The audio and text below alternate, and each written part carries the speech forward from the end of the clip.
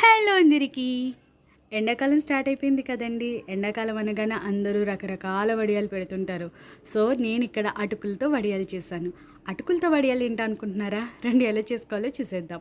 ముందుగా అటుకుల్ని శుభ్రంగా డస్ట్ లేకుండా కడుక్కొని ఒక 5 మినిట్స్ పక్కన పెట్టుకోవాలి. ఇప్పుడు వేరే ప్లేట్లోకి కొంచెం కొంచెంగా అటుకులు వేసుకొని కొంచెం కొంచెంగా వాటర్ యాడ్ చేస్తూ ఇలా మెత్తగా చేత్తోని ఇలా మెదుపుకోవాలన్నమాట. మిక్సీ చేయనవసరం లేదు, కొంచెం బరకగా ఉంటే బాగుంటుంది. అండ్ ఇప్పుడు ఎండుమిర్చి పౌడరు, అలాగే కొంచెం అంత సాల్ట్, వంట సోడా కూడా యాడ్ చేసుకోండి. దీన్ని అంతటిని ఒక ముద్దలా చేసి మనకి కావాల్సిన షేప్లో జంతికల్లా వేసుకోవచ్చు, లేకపోతే ఇలాగా మనకి నచ్చిన షేప్లో కురుకురేలా కూడా వేసుకోవచ్చు. నేనైతే స్ట్రైట్గా కురుకురేలా వేసాను అనమాట. 2 డేస్ ఎండిపోయిన తర్వాత ఆయిల్లో ఫ్రై చేసుకుని కొంచెం అంత సాల్ట్ అండ్ పెప్పర్ చల్లుకొని తింటే అదిరిపోద్ది.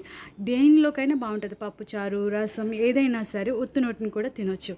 మీరు ట్రై చేయండి. ఎలా వచ్చిందో కామెంట్ చేయండి. సబ్స్క్రైబ్.